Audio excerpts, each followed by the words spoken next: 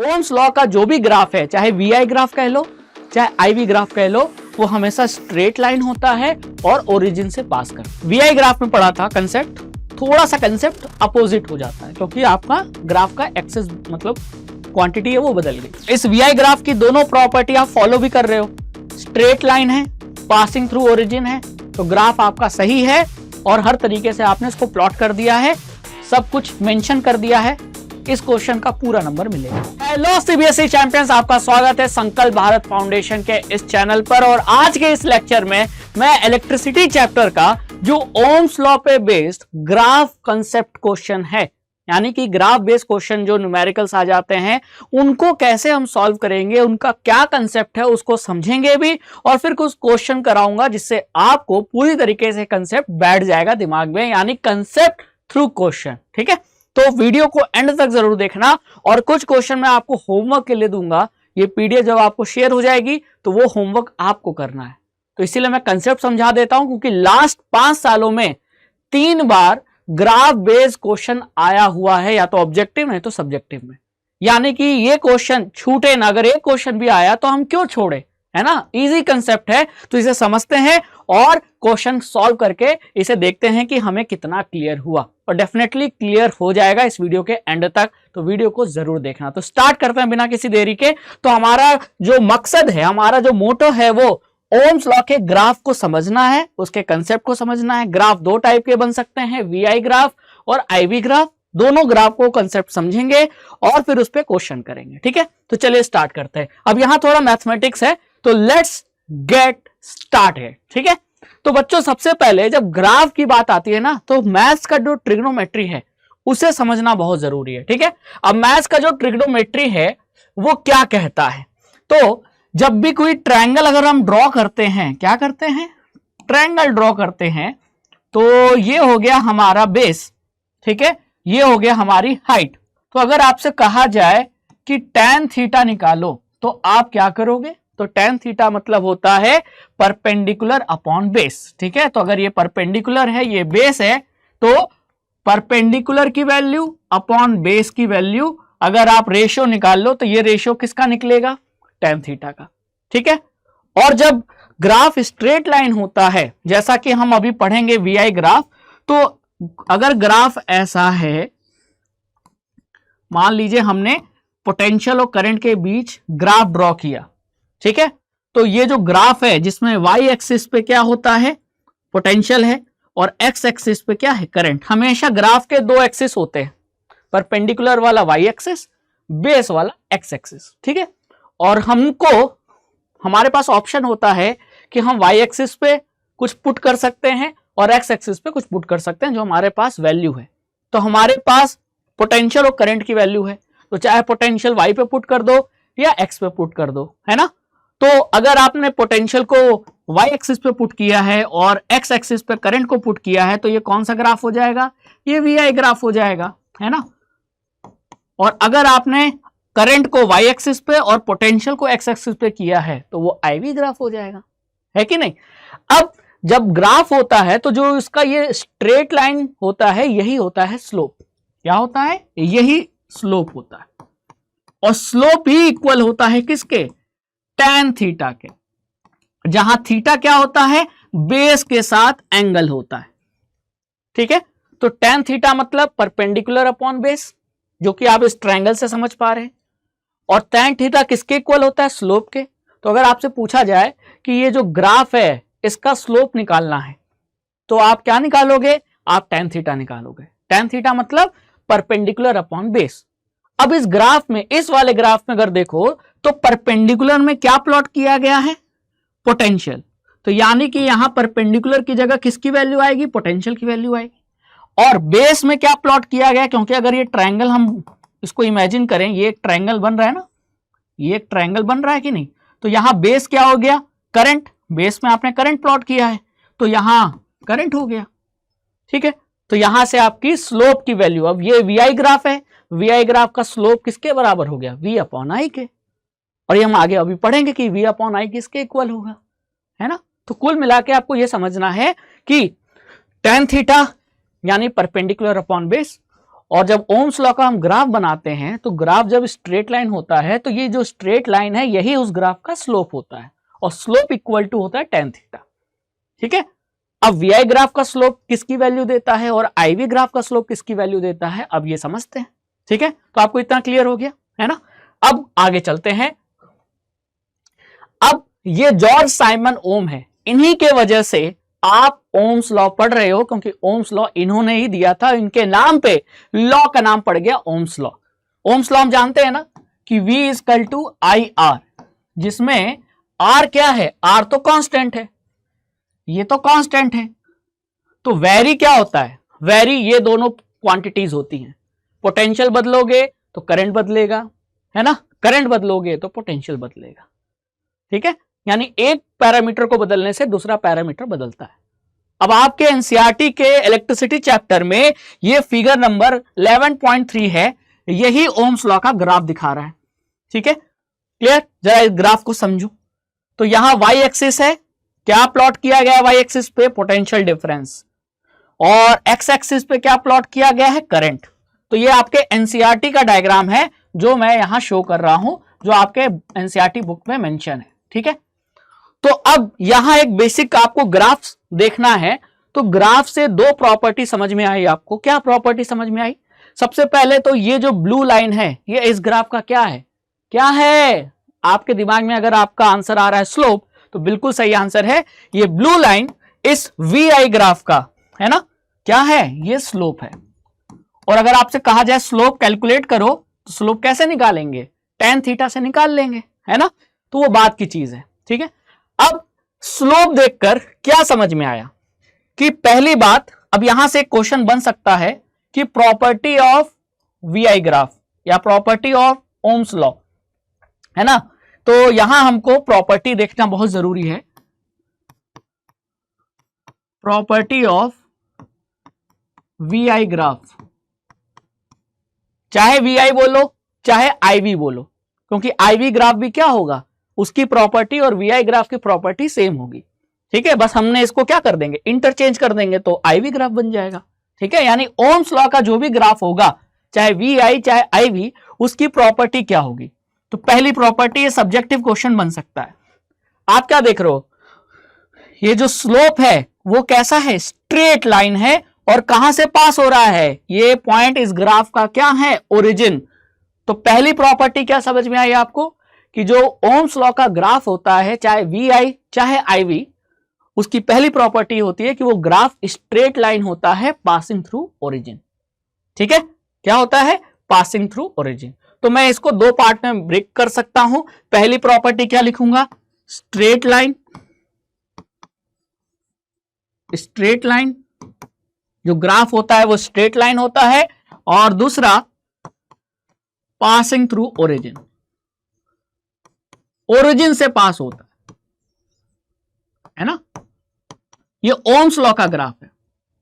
ठीक है, property of V I graph कह लो, ठीक है, या ओम्स लॉ कह लो, तो ये दो प्रॉपर्टी आपको याद रखनी है, क्योंकि एग्जाम में अगर आपको ऐसा ग्राफ बना के दे दिया, ये पोटेंशियल ये करंट,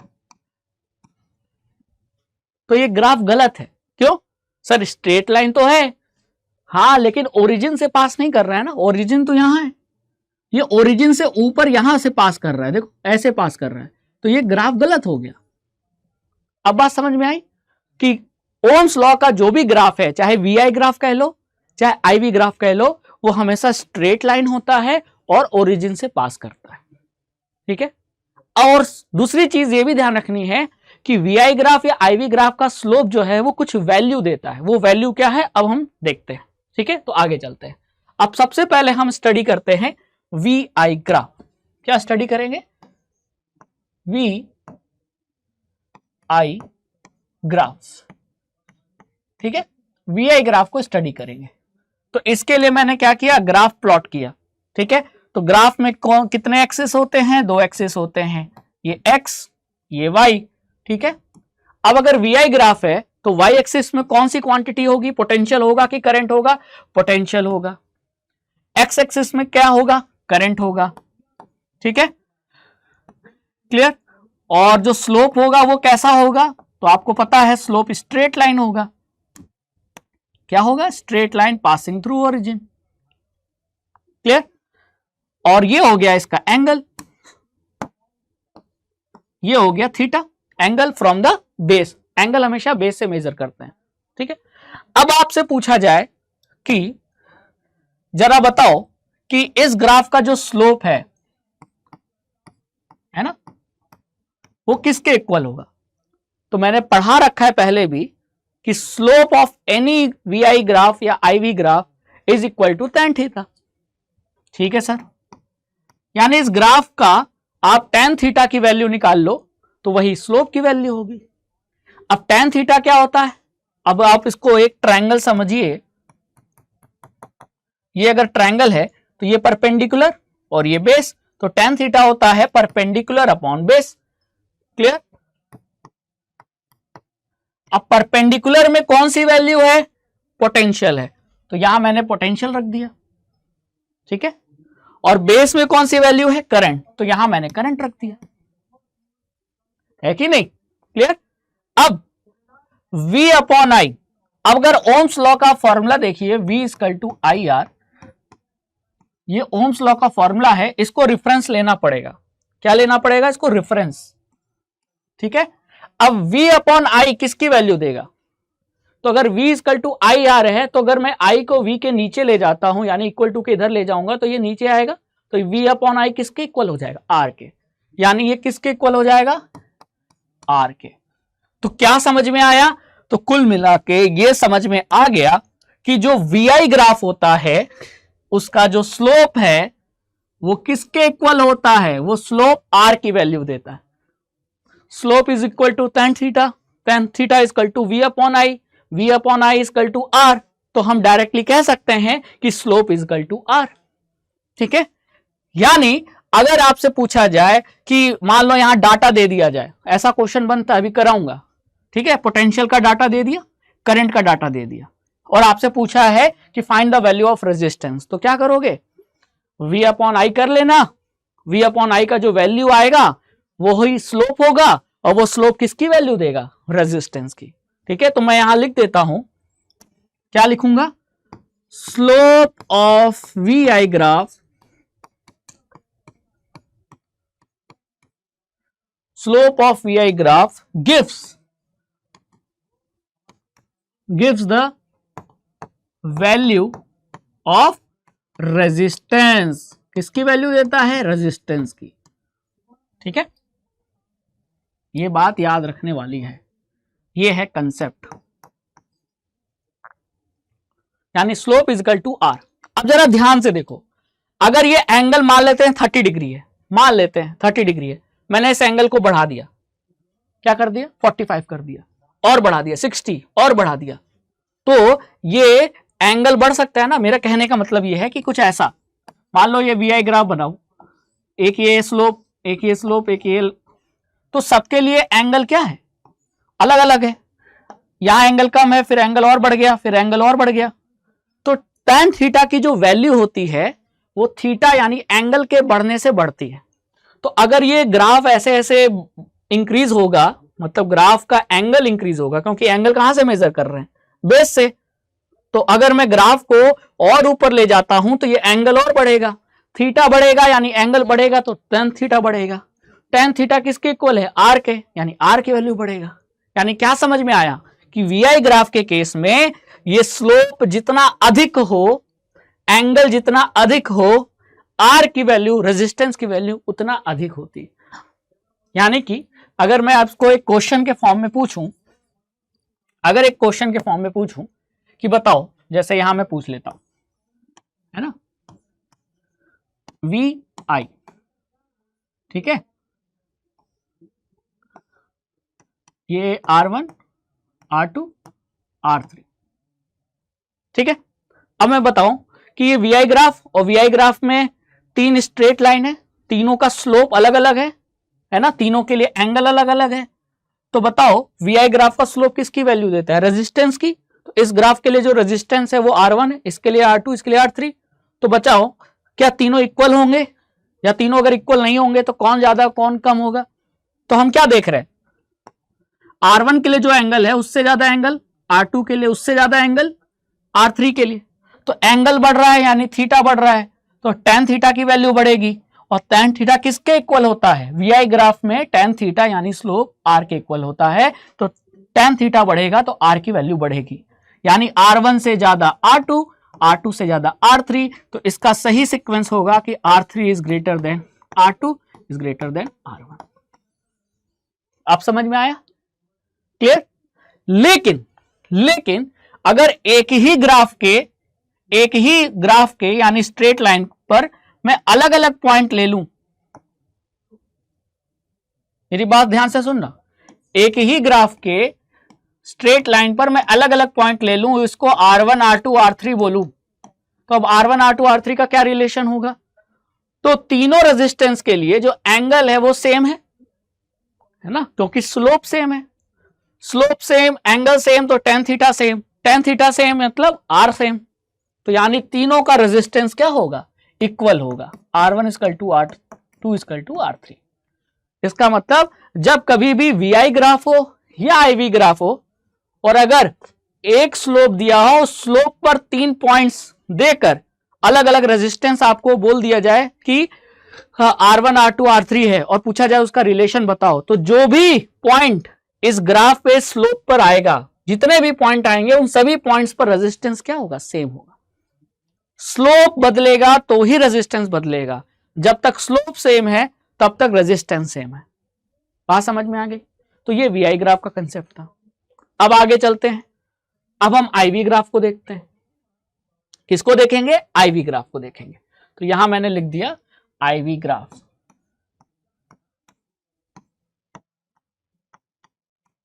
बस याद रखना, जो भी आपने VI ग्राफ में पढ़ा था कंसेप्ट, थोड़ा सा कंसेप्ट अपोजिट हो जाता है, क्योंकि आपका ग्राफ का एक्सेस मतलब क्वांटिटी है वो बदल गई। अब IV ग्राफ कैसे ड्रॉ करेंगे? तो सिंपल है, पहले तो हम Y और X एक्सिस बनाए। हाँ सर, तो ये मैंने क्या किया, ये मैंने Y एक्सिस प्लॉट कर दिया और ये X एक्सिस प्लॉट कर दिया।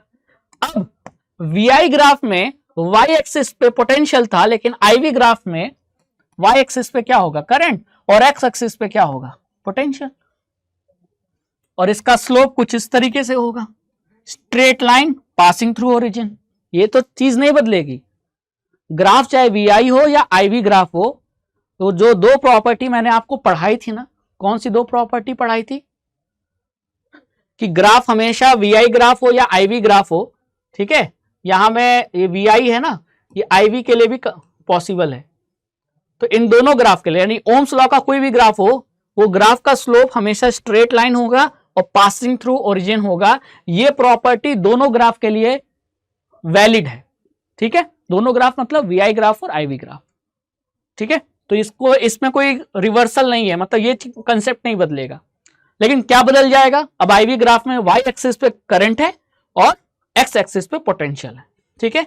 ये रहा इसका स्लोप और ये रहा एंगल थीटा, ठीक है। अब मैं आपसे पूछता हूं कि IV ग्राफ का जो स्लोप है वो किसकी वैल्यू देगा? तो स्लोप मतलब क्या समझा है? tan थीटा निकालो। tan थीटा मतलब परपेंडिकुलर अपॉन बेस। अब परपेंडिकुलर में क्या है? परपेंडिकुलर में है, बताइए, करंट। अब ये करंट हो गया, और बेस में क्या है? पोटेंशियल। तो आपने क्या देखा था? VI ग्राफ का जो स्लोप है वो V अपॉन I यानी R के इक्वल होता है ना। लेकिन IV ग्राफ का जो स्लोप है वो V अपॉन I यानी I अपॉन V के इक्वल होगा, क्योंकि अगर आप ये ट्रायंगल इमेजिन कर रहे हो तो ये करंट हो गया, ये पोटेंशियल हो गया, तो परपेंडिकुलर अपॉन बेस यानी करंट अपॉन पोटेंशियल, ठीक है। अब जरा ये फॉर्मूला वापस से ओम्स लॉ का याद करो। ओम्स लॉ जी ने यही फॉर्मूला दिया था ना, तो जो ये फॉर्मूला है, इस फॉर्मूले में मैं आपसे कहूं कि I अपॉन V निकालो, तो V को इक्वल टू के उधर ले जाओगे तो ये नीचे आएगा, तो ये हो जाएगा I अपॉन V, तो R इधर आएगा तो ये नीचे हो जाएगा, यानी 1 अपॉन R। तो IV ग्राफ का जो स्लोप है यानी tan थीटा वो किसके इक्वल हुआ? वो आपका इक्वल हुआ 1 अपॉन R के। और 1 अपॉन R को क्या कहेंगे? Reciprocal of resistance. तो VI ग्राफ का स्लोप R की वैल्यू देता है, यानी रेजिस्टेंस की वैल्यू देता है डायरेक्टली, लेकिन IV ग्राफ का जो स्लोप है वो किसकी वैल्यू देता है? 1 अपॉन R, यानी रेसिप्रोकल ऑफ रेजिस्टेंस की वैल्यू देता है, और अगर आगे चल के इससे पूछ लिया जाए रेजिस्टेंस की वैल्यू निकालो, तो फिर इसका क्या करना पड़ेगा, वापस से उल्टा करना पड़ेगा। जैसे कि अगर 1/2 है ना, तो ये 1/r आया, तो r कितना हुआ, r तो 2 हुआ, तो आपने रेसिप्रोकल किया। ध्यान रखिएगा ये चीज, यही गलती होती है जल्दीबाजी में, हम इसको बता देते हैं कि ये r आ गया, नहीं ये तो अभी 1/r आया, r आपको फिर निकालना पड़ेगा। ठीक है, तो यहां से हमने क्या सीखा, हमने ये सीखा कि IV ग्राफ का जो स्लोप है वो किसकी वैल्यू देता है, 1/r की वैल्यू देता है। ठीक है, अब अगर थीटा बढ़ेगा, मैं इस स्लोप को ऐसे ऊपर लेते जाऊं, ये स्लोप ऐसा है, फिर ऐसा हो जाए, फिर ऐसा हो जाए, तो एंगल बढ़ रहा है, एंगल बढ़ रहा है यानी थीटा बढ़ रहा है, तो tan थीटा की वैल्यू बढ़ेगी, tan थीटा की वैल्यू बढ़ेगी तो 1/r बढ़ेगा। ध्यान रखिएगा क्या बढ़ेगा, 1/r, तो 1/r बढ़ेगा तो r क्या होगा, कम होगा। यही चीज ध्यान रखनी है कि IV ग्राफ के केस में क्या होता है कि एंगल बढ़ने से r की वैल्यू कम होती है। लेकिन VI ग्राफ में हमने क्या पढ़ा था, VI ग्राफ में क्या पढ़ा था, VI ग्राफ में पढ़ा था हमने कि एंगल बढ़ने से यानी स्लोप के बढ़ने से, देखो स्लोप बढ़ गया ना, तो रेजिस्टेंस की वैल्यू क्या हो रही थी, बढ़ रही थी, इसीलिए R1 से ज्यादा R2, R2 से ज्यादा R3। लेकिन IV ग्राफ में ऐसा नहीं है। अगर मैं IV ग्राफ में अगर आपसे कहूं,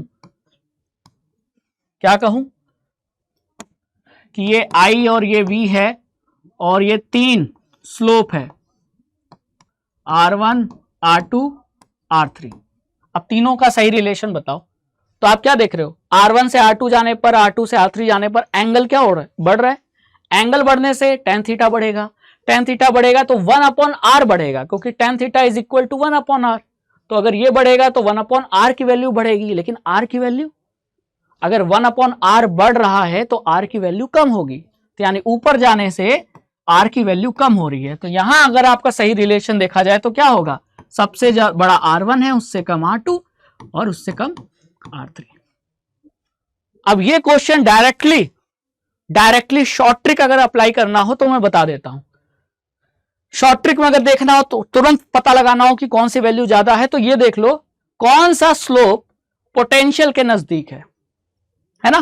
तो अगर VI ग्राफ में सबसे पोटेंशियल के नजदीक सबसे कौन सा था, R3, तो सबसे ज्यादा R3 होगा, जो पोटेंशियल के नजदीक होगा वो सबसे ज्यादा होगा। यही शॉर्ट ट्रिक आप यहां भी अप्लाई कर सकते हो।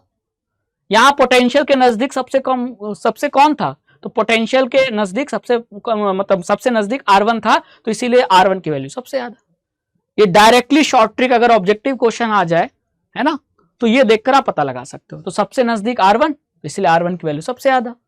ठीक है, और फिर उससे दूर R2, तो उससे कम R2 हो गया।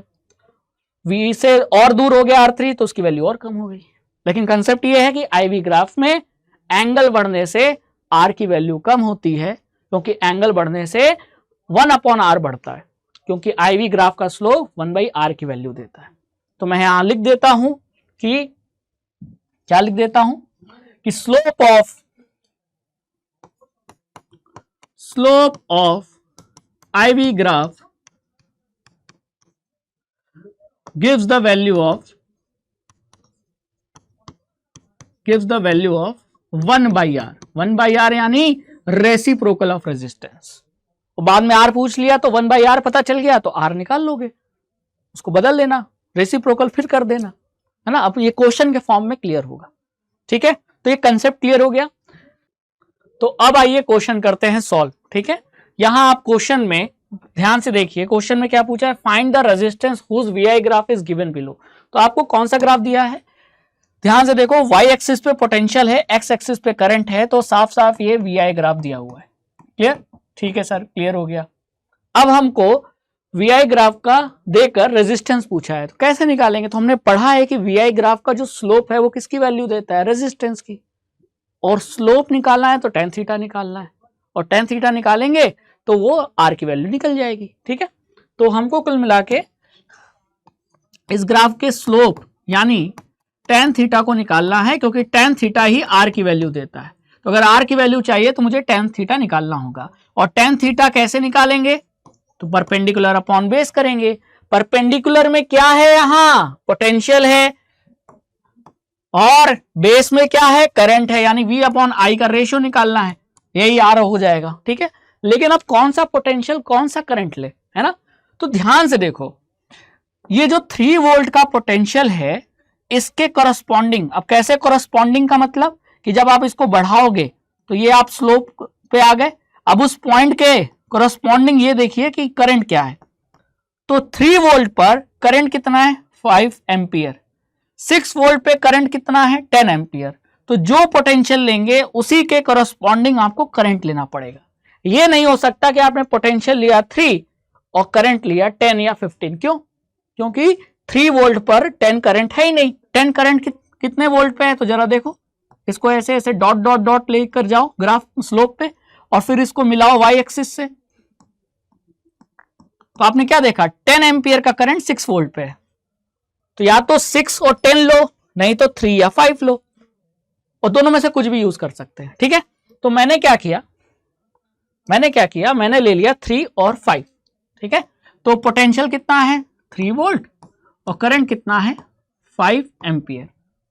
तो मेरा V अपॉन I कितना आ गया 3/5, और 3/5 यही क्या है, रेजिस्टेंस है, क्योंकि tan थीटा किसके इक्वल होता है, रेजिस्टेंस के इक्वल होता है, किस केस में, VI ग्राफ के केस में। तो ये मेरा आंसर है, ठीक है, यही मेरा आंसर है 3/5। लेकिन सर अगर हम दूसरी वैल्यू लेकर सॉल्व करें तो दूसरी वैल्यू लेकर भी सॉल्व करोगे तो वैल्यू तो आंसर तो वही आएगा, ठीक है। कैसे, जरा देख लो। अगर मैं ऐसा करूं कि मैं 3/5 ना लेकर मैं 6 और 10 ले लूं, ठीक है, तो मेरा V कितना हो गया 6 वोल्ट, और 6 वोल्ट पे करंट कितना है 10 एम्पियर। तो ये 2 3 जा 6, 2 5 जा 10, तो अगेन ये कितना आ गया 3/5 ओम आ गया, और पहले भी 3/5 था, क्योंकि ये दोनों पॉइंट सेम ही तो लाइन पर हैं, और मैंने आपको पढ़ाया है कि सेम लाइन पर सेम स्लोप पर आप कितने भी पॉइंट ले लो उन सभी पॉइंट्स पर रेजिस्टेंस क्या होगा, सेम होगा, क्योंकि सबके लिए स्लोप, सबके लिए एंगल सेम है, तो रेजिस्टेंस की वैल्यू भी सेम होगी। यानी इस लाइन पर कोई भी पॉइंट ले लो, सभी पॉइंट्स पर रेजिस्टेंस की वैल्यू सेम होगी। तो मैंने इस पॉइंट पे निकाला तो 3/5 आया, आपने 6 और 10 लेकर इस पॉइंट पे R की वैल्यू निकाली, वो भी 3/5 आई, ठीक है। तो इस तरीके से आपका आंसर आ गया, और ये आंसर है क्या 3/5 ओम, ठीक है। आगे बढ़े नेक्स्ट क्वेश्चन पे, चलिए। अब देखिए यहां नेक्स्ट क्वेश्चन क्या पूछा है, ग्राफ दे रखा है, ग्राफ कौन सा है, ध्यान से देखो, ये जो ग्राफ है ये V और I यानी VI ग्राफ है, ठीक है। What will be the correct relation between R1, R2 and R3 according to given VI graph. ये जो VI ग्राफ दिया है उसमें R1, R2, R3 के बीच का करेक्ट रिलेशन क्या होगा। अब आप साफ देख रहे हो कि ये तीनों पॉइंट्स R1, R2 और R3, ये तीनों पॉइंट्स उसी स्लोप, उसी स्ट्रेट लाइन पर है, और तीनों स्लोप के लिए जो एंगल है, एंगल यानी थीटा, तीनों स्लोप के लिए सेम है। तो VI ग्राफ का जो स्लोप है वो tan थीटा किसके इक्वल होता है, R के इक्वल होता है। तो जब थीटा सेम तो tan थीटा सेम, तीनों पॉइंट्स के लिए tan थीटा सेम, और tan थीटा किसकी वैल्यू होता है R की, तो R भी सेम, यानी ये R1, R2, R3 सेम है यानी इक्वल है। तो हमारा सही आंसर क्या होगा, हमारा सही आंसर होगा C, R1 is equal to R2 is equal to R3।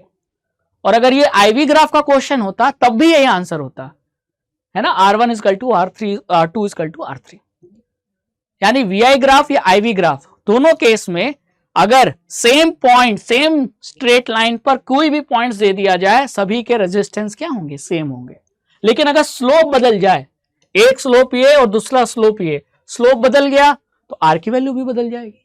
जब तक स्लोप सेम है, स्लोप पे कोई भी पॉइंट्स ले लो, R की वैल्यू सेम होगी, ठीक है। चलो अगला क्वेश्चन, बहुत प्यारा क्वेश्चन है, ऐसा क्वेश्चन बोर्ड एग्जाम में पूछा गया है। यहां आपको पोटेंशियल और करंट का डाटा दिया हुआ है, देख रहे हैं। अब ये डाटा को समझना है और फिर डाटा पे क्वेश्चन पूछा गया है। डाटा में क्या लिखा है कि जब पोटेंशियल 2 वोल्ट है तो करंट कितना है 1 एम्पियर, जब पोटेंशियल 4 वोल्ट है तो करंट कितना है 2 एम्पियर, जब पोटेंशियल 6 वोल्ट है तो करंट कितना है 3 एम्पियर, जब पोटेंशियल 8 वोल्ट है तो करंट कितना है 4 एम्पियर। डाटा को इस तरीके से समझना है। अब पहला क्वेश्चन बोला है कि VI ग्राफ ड्रॉ कीजिए, और ऐसा VI ग्राफ जो ओम्स लॉ को फॉलो करे। तो ओम्स लॉ को फॉलो करना मतलब ओम्स लॉ ग्राफ की जो प्रॉपर्टी है वो फॉलो करा, कि वो स्ट्रेट लाइन हो और ओरिजिन पास करे। तो हम पहला क्वेश्चन करते हैं। हमको डाटा दिया है पोटेंशियल और करंट का, और हमको ओम्स लॉ का ग्राफ बनाना है। अब कौन सा ग्राफ बनाएंगे? क्वेश्चन में बोला है VI ग्राफ, तो VI ग्राफ बनाएंगे। कैसे बनाएंगे? बहुत सिंपल है, ठीक है, कि y एक्सिस ले लिया और x एक्सिस ले लिया, ठीक है। यहां हमने क्या प्लॉट कर दिया? पोटेंशियल डिफरेंस यानी वोल्ट V, ठीक है। तो लिखना पड़ेगा आपको, नहीं लिखोगे तो समझ में नहीं आएगा ना एग्जामिनर को कि आपने y एक्सिस पे क्या लिया है। x एक्सिस पे आपने क्या लिया है? करंट, ठीक है। तो करंट को आपने I लिख दिया, I का मतलब करंट, ठीक है। अब आपको ये वैल्यू प्लॉट करनी है, ठीक है। अब आपको ये वैल्यू क्या करनी है? प्लॉट करनी है। तो आपको इक्वल इंटरवल लेना पड़ेगा, ठीक है। ये तो ओरिजिन है, ये तो जीरो है, तो इक्वल इंटरवल, गैप बराबर होना चाहिए। तो मान लेते हैं कि ये मैंने पहला गैप ले लिया, तो ये पहला गैप ये क्या दिखा रहा है? ये 1 की वैल्यू दिखा रहा है, ठीक है। थोड़ा सा इसमें ग्राफ बनाना आपको आना चाहिए। तो अब ये जितना डिस्टेंस है इतना डिस्टेंस फिर लेना पड़ेगा, गैप बराबर रखना पड़ेगा। तो इतना गैप रखकर मैंने फिर दूसरी मार्किंग की, ये क्या हो जाएगा 2, 1 के बाद 2। फिर इतना गैप रखकर फिर मैंने क्या रखा? फिर मार्किंग की, हो गया 3 एम्पियर। और फिर इतना गैप रखकर मैंने फिर यहां मार्किंग की, हो गया 4 एम्पियर, ठीक है। तो इसको मैं थोड़ा क्या करता हूं, इसको इरेज कर देता हूं, ठीक है। और इसको थोड़ा नीचे लिख देता हूं ताकि क्लियर पता रहे, I यानी करंट, ठीक है। अब मुझे क्या प्लॉट करना है? अब पोटेंशियल का डाटा प्लॉट करना है। तो 1 एम्पियर करंट पर कितना पोटेंशियल है? 2 वोल्ट, ठीक है। तो ये देखो, ये ऐसे और ये ऐसे, ये हो गया आपका 2। 1 एम्पियर पे 2 वोल्ट का पोटेंशियल है। फिर 2 एम्पियर पे कितना है? 4। अब ये गैप भी बराबर होना चाहिए, ठीक है। तो 4 वोल्ट पर 2 एम्पियर का करंट है। ये गैप इंटरवल बराबर होना चाहिए, तो ये भी इंटरवल बराबर होना चाहिए, ठीक है। अब कितना है? 6।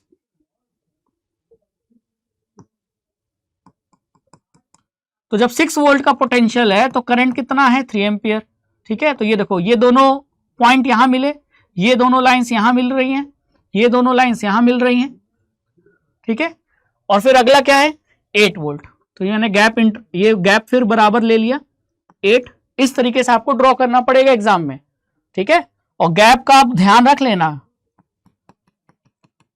अब 8 वोल्ट के पोटेंशियल पे कितना करंट है? 4 एम्पियर का current.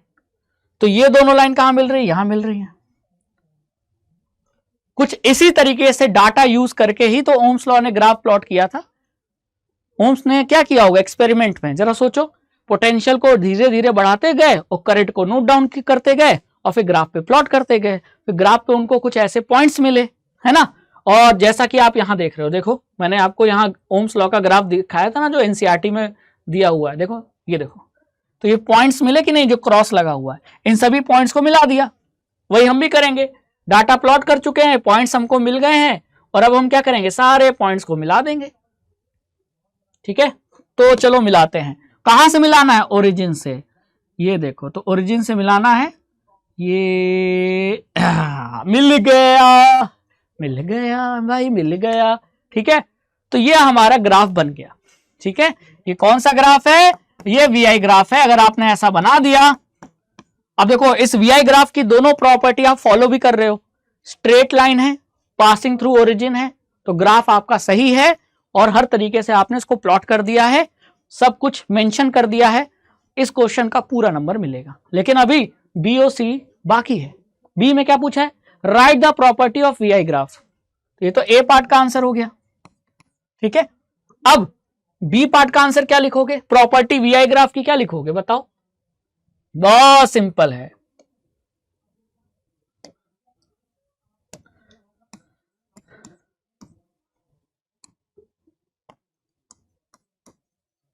Property of V I graph क्या लिखोगे? दो प्रॉपर्टी लिखना होगा। पहली प्रॉपर्टी ये लिखोगे कि ग्राफ इज स्ट्रेट लाइन। मैं पूरा नहीं लिख रहा हूं, आपको पूरा लिखना होगा कि the graph of V I, the slope of, है ना, the slope of V I graph is straight line. मैंने ऐसे लिख दिया है, लेकिन आपको पूरा लिखना होगा। The slope of V I graph is straight line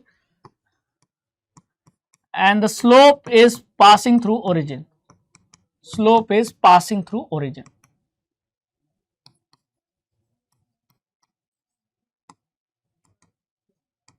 ठीक है, ये दो प्रॉपर्टी हो गई।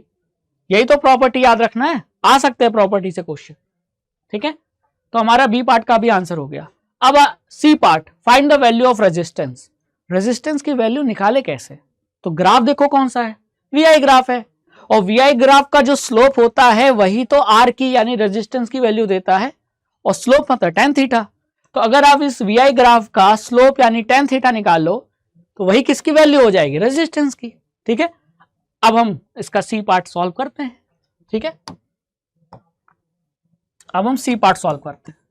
ठीक है, तो हमको अगर रेजिस्टेंस निकालना है तो हमको निकालना होगा स्लोप यानी टेन थीटा की वैल्यू। टेन थीटा हो जाएगा potential upon current, V upon I। अब V और I कौन सा लेंगे? वही जो पहले पढ़ाया था, कॉरस्पॉन्डिंग। कॉरस्पॉन्डिंग मतलब कि जो पोटेंशियल लो उसके कॉरस्पॉन्डिंग करंट का डाटा लो। ठीक है, तो मैं ऐसा करता हूं कि मैं ले लेता हूं, आपके ऊपर है, आप इसमें से कोई भी ले सकते हो। तो मैंने ले लिया 4 वोल्ट, तो इसके कॉरस्पॉन्डिंग करंट कितना है? 2 एम्पियर। तो पोटेंशियल हो जाएगा 4 और करंट हो जाएगा 2। अब मैं यहां रख देता हूं वैल्यू। पोटेंशियल मैंने रखा 4 और करंट कितना रखा? 2 एम्पियर। तो ये कितना आ गया? ये हो जाएगा 2 ओम, और ये हमारा आंसर है। आप कोई दूसरा डाटा भी रखोगे तब भी 2 ओम आएगा। कैसे रखो जरा, अगर आप 2 और 1 ले लो तो 2 अपॉन 1 2, ठीक है, 6 अपॉन 3 2, 8 अपॉन 4 2, क्योंकि सभी तो एक ही लाइन पर पॉइंट्स हैं तो सभी के लिए आर सेम होगा, और सेम आ भी रहा है। तो तीसरे पार्ट का आंसर आ गया कि इस वी आई ग्राफ का जो रेजिस्टेंस होगा उसकी वैल्यू क्या होगी? वो 2 ओम होगी। हमने इस कंसेप्ट से लगा लिया। ठीक है, अगर ये आई वी ग्राफ होता तो हमको टेन थीटा से 1/r की वैल्यू पता चलती, फिर उस 1/r से हम रेसिप्रोकल करते तो r की वैल्यू पता चलती। तो आई वी ग्राफ में एक स्टेप और बढ़ जाता है। ठीक है, चलो नेक्स्ट क्वेश्चन पे चलते हैं। अब ये नेक्स्ट क्वेश्चन में क्या है कि 4 student performed experiment on series and parallel combination of 2 given resistors R1 and R2 which obeys Ohm's law and plotted the following VI graph. Which of the graph is correctly labeled in terms of series and parallel? 4 बच्चे थे, चारों ने 2 resistor R1 और R2 का series और parallel में जो उनका रेजिस्टेंस है उसका ओम्स लॉ का जो VI ग्राफ है वो ड्रॉ किया। अब आपको बताना है सही ग्राफ किस स्टूडेंट का है। 4 स्टूडेंट ABCD, आपको सीरीज और पैरेलल का जो सही VI ग्राफ है वो कौन सा है। तो अब ये ऑप्शन से ही पता चल जाएगा कि कुछ ग्राफ गलत हैं। हमने क्या पढ़ा है कि VI ग्राफ हो या IV ग्राफ हो हमेशा स्ट्रेट लाइन होता है पासिंग थ्रू ओरिजिन। तो क्या ये स्ट्रेट लाइन दिख रहा है? नहीं, तो गलत हो गया। क्या ये स्ट्रेट लाइन दिख रहा है? नहीं, तो B और D ऑप्शन तो गलत हो गया। अब स्ट्रेट लाइन ये A वाला दिख रहा है और ये C वाला दिख रहा है, लेकिन A वाले में ऊपर पैरेलल नीचे सीरीज है और C वाले में ऊपर सीरीज है नीचे वाला पैरेलल है। तो इन दोनों में सही ग्राफ कौन सा है ना। अब आप बताइए कि ध्यान से, अब देखो बहुत प्यारा क्वेश्चन है, इसको सॉल्व करना समझना बहुत जरूरी है। ठीक है, ये ग्राफ कौन सा है? ये IV ग्राफ है ना। ये ग्राफ कौन सा है? IV ग्राफ है। ध्यान से देखो, ये IV ग्राफ है। ये देखना बहुत जरूरी है कि ग्राफ कौन सा है, IV है कि VI, क्योंकि दोनों केस में कंसेप्ट बदल जाता है हल्का सा, क्योंकि VI ग्राफ का स्लोप R देता है लेकिन IV ग्राफ का स्लोप 1/r देता है। तो आपको देखना पड़ेगा ग्राफ कौन सा है। तो दोनों आपने ग्राफ देखा तो ये IV ग्राफ है, ये भी IV ग्राफ है। ठीक है, अब हमने IV ग्राफ के लिए क्या पढ़ा था जरा याद करो। For IV graph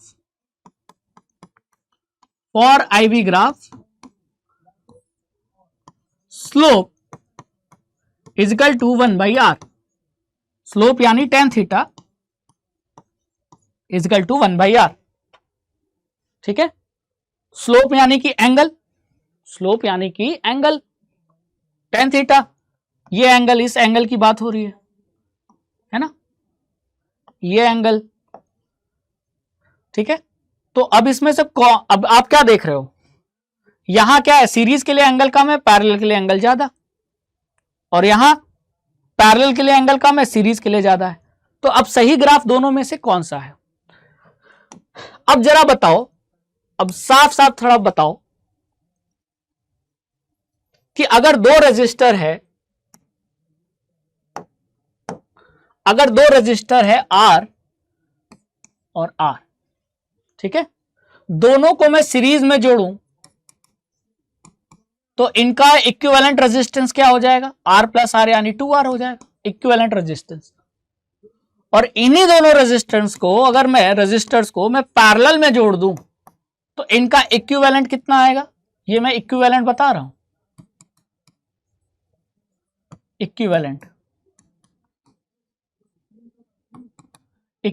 R।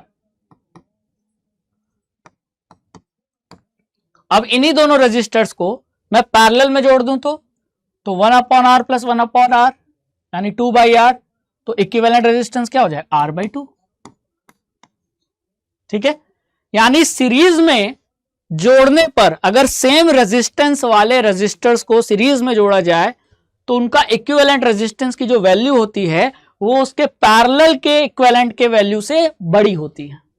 2R बड़ा है कि R/2 बड़ा है, 2R बड़ा है। यानी सीरीज में हमेशा रेजिस्टेंस की वैल्यू ज्यादा मिलती है और पैरेलल में हमेशा कम मिलती है। मैक्सिमम यानी हाईएस्ट सीरीज में मिलेगी और मिनिमम पैरेलल में मिलेगी, ठीक है। तो ये कंसेप्ट को लिख लो कि मैक्सिमम R किस में मिलता है, सीरीज में, और मिनिमम R किस में मिलता है, पैरेलल में। अगर सेम रेजिस्टेंस वाले 2, 3, 4, 5 कुछ भी नंबर्स हो लेकिन रेजिस्टेंस सेम हो, उन सभी रेजिस्टर्स को अगर हम सीरीज में लगाए तो उनका इक्विवेलेंट रेजिस्टेंस की वैल्यू ज्यादा मिलेगी, पैरेलल की वैल्यू कम मिलेगी। बात समझ में आ गई। अब ग्राफ कौन सा था, IV ग्राफ, ठीक है। अब IV ग्राफ में आपको यह बताओ कि IV ग्राफ में एंगल बढ़ने से क्या सीखा था हमने, वापस IV ग्राफ पे आ जाओ, दिमाग दौड़ाओ, अभी तो दिमाग दौड़ाने की चीज है ना, अब तो कंसेप्ट आपने सीख लिया। IV ग्राफ दिख रहा है, एंगल बढ़ने से, थीटा बढ़ने से, एंगल मतलब थीटा, tan थीटा बढ़ेगा, tan थीटा किसके इक्वल है, 1/r, 1/r बढ़ेगा, लेकिन 1/r बढ़ेगा तो R क्या होगा, कम होगा। तो IV ग्राफ में क्या होता है, जितना स्लोप अधिक हो R उतना कम होता है, ठीक है। ये बात समझ में आ गई। अब क्वेश्चन पे आ जाओ, है ना, क्वेश्चन पे आ जाओ। ये था क्वेश्चन। अब हमने क्या सीखा था, IV ग्राफ में स्लोप जितना अधिक हो R की वैल्यू उतनी कम होती है, और कम वैल्यू किसको डिनोट कर रही है, पैरेलल को।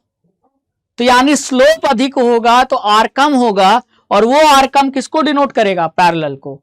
तो अब आप ये बताओ, यहां क्या है, यहां ज्यादा स्लोप है तो R कम होगा, और R कम किसको डिनोट करेगा, पैरेलल को। तो इसका मतलब ये पैरेलल ही तो है, और ये वाला स्लोप कम है, स्लोप कम है मतलब 1/r की वैल्यू कम है, तो R की वैल्यू अधिक होगी, और सीरीज में R की वैल्यू अधिक होती है, ये अभी हमने सीखा। तो यानी कि ये आपका जो पहला ग्राफ है वो बिल्कुल सही है। तो इस क्वेश्चन का आंसर होगा A। बात समझ में आई कि ये जो स्लोप है ये पैरेलल के लिए है, और ये वाला जो स्लोप है वो सीरीज के लिए है। और मैंने पढ़ाया भी था, एक शॉर्ट ट्रिक क्या दिया था कि जो पोटेंशियल के नजदीक होगा वहां R अधिक होगा। तो यहां पोटेंशियल के नजदीक कौन है, ये वाला स्लोप, और ये किसको डिनोट कर रहा है, सीरीज को, तो ये अधिक होगा। सीरीज में अधिक ही होता है ना, इसका मतलब ये सही है। लेकिन यहां देखो, ये IV ग्राफ पोटेंशियल के नजदीक कौन सा है, ये पैरेलल वाला, तो इसका रेजिस्टेंस ज्यादा होगा, लेकिन गलत। गलत क्यों? पैरेलल में हमेशा वैल्यू कम आती है और यहां पैरेलल की वैल्यू सबसे ज्यादा दिख रही है ग्राफ में, इसीलिए ये गलत है। तो इन चारों में आपका सही ग्राफ जो है वो ए है। ठीक है, बात समझ में आ गई? चलो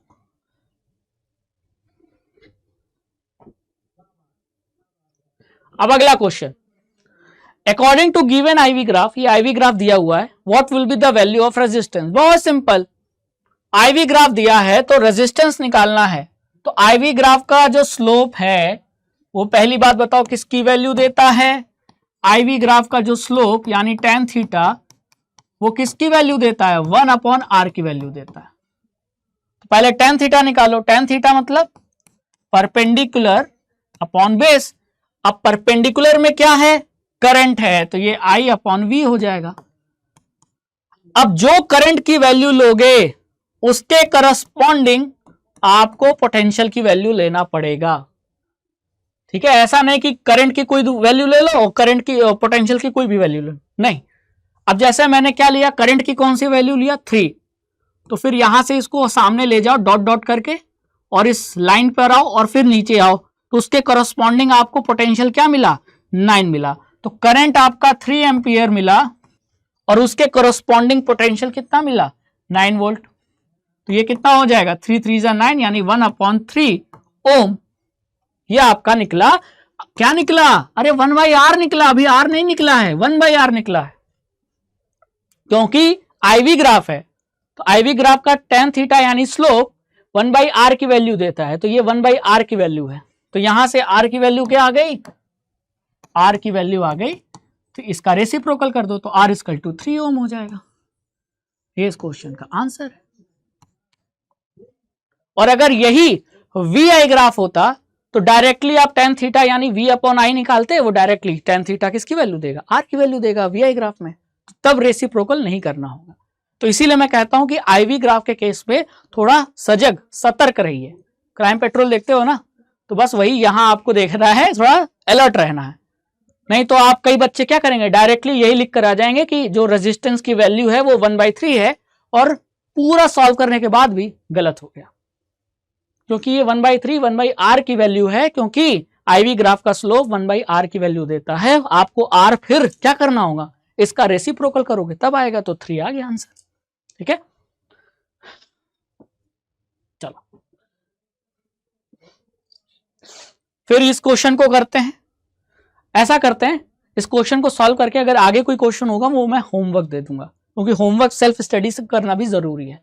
अब बहुत अच्छा ये क्वेश्चन है, इसमें आपको the find the value of potential V0, आपको इस V0 का वैल्यू निकालना है, यानी पोटेंशियल का वैल्यू निकालना है। ठीक है, एट करंट = 6 एम्पियर। जब करंट 6 एम्पियर है और आपको यहां 60 डिग्री दे रखा है स्लोप का एंगल। ठीक है, बहुत सिंपल है। तो पहले ग्राफ देखो, ग्राफ कौन सा है? अरे ये V है, ये I है, तो ग्राफ इसका मतलब VI ग्राफ है। ठीक है, अब VI ग्राफ का जो स्लोप होता है वो किसके इक्वल होता है? tan थीटा के। और tan थीटा किसके इक्वल होता है? परपेंडिकुलर अपॉन बेस के। तो अब जरा इस ट्रायंगल को साफ साफ देखो, ये ट्रायंगल है ना, ये ट्रायंगल दिख रहा है। तो इस ट्रायंगल में ये जो वैल्यू है, ये परपेंडिकुलर वैल्यू, ये किसके इक्वल है? V0 के। तो परपेंडिकुलर हो गया V0 अपॉन करंट। करंट कितना है? तो यहां से लेकर यहां तक का करंट कितना है? 6 एम्पियर। तो ये हो गया आपका 6 एम्पियर। अब ये थीटा कितना है? 60 डिग्री। तो मैं इसको लिख सकता हूं कि tan 60 degree = V0 upon 6। tan 60 degree मतलब √3, तो √3 = V0 अपॉन 6। tan 60 डिग्री कितना होता है? √3 होता है। तो √3 = V0 अपॉन 6। तो यहां से V0 कितना निकल गया? V0 निकल गया 6√3। ये इसका आंसर है। ठीक है, ये थीटा मैंने यहां रखा, तो tan 60 = पोटेंशियल अपॉन करंट, क्योंकि VI ग्राफ है। पोटेंशियल कितना था? V0। करंट कितना था? करंट इस बेस के बराबर होगा, तो यहां से लेके यहां तक की वैल्यू कितनी है? 6। तो V0 अपॉन 6 = tan 60 होता है √3। तो ये हो गया V0 is equal to 6 into root 3, ये आपका आंसर है। क्लियर? तो हर वेराइटी के क्वेश्चन में करा दिया है मैंने, हर वेराइटी का क्वेश्चन जो बोर्ड एग्जाम में पूछा जा सकता है, चाहे ओम्स लॉ का ग्राफ बनाने वाला हो या 3 अलग अलग रेजिस्टेंस का आपस में रिलेशन निकालना हो, है ना, सब कुछ मैंने वेराइटी करा दी है। अब ये क्वेश्चन मैं आपको दे रहा हूं होमवर्क, ठीक है, ये क्वेश्चन आपके लिए होमवर्क है। तो मैं जब पीडीएफ इसको शेयर करूंगा ना, तो उस पीडीएफ को आप यूज करके सारा कुछ एक बार रिवाइज करके फिर ये होमवर्क जरूर ट्राई करना, ठीक है। तो ये क्वेश्चन आपके लिए होमवर्क है। और आगे देख लेता हूं, और कोई क्वेश्चन है? नहीं। तो एक क्वेश्चन मैंने होमवर्क के लिए दिया है। तो आई होप कि आज के इस सेशन में आपका पूरा वीआई ग्राफ या आईवी ग्राफ का जो कंसेप्ट है वो क्लियर हो गया, क्वेश्चन की प्रैक्टिस हो गई, और स्टडी, सेल्फ स्टडी के लिए आपको मैंने एक होमवर्क दिया है ताकि आप होमवर्क को ट्राई करो और अपना सही आंसर जरूर बताओ। तो ये पीडीएफ आपको मिल जाएगा टेलीग्राम पर। तो thank you so much. Stay tune with संकल्प भारत फाउंडेशन और राघवेंद्र सर के साथ। आपको फिजिक्स की कोई टेंशन नहीं लेनी है, क्योंकि सारे कंसेप्ट मैं आपको इस चैनल पे पढ़ाऊंगा, समझाऊंगा, क्वेश्चन की धुआंधार प्रैक्टिस कराऊंगा, ताकि बोर्ड एग्जाम में आप बनो टॉपर, ठीक है। तो पहले हम प्री बोर्ड के लिए रेडी हो जाते हैं, अच्छे अच्छे कंसेप्ट पढ़ लेते हैं, लाइव सेशन जरूर अटेंड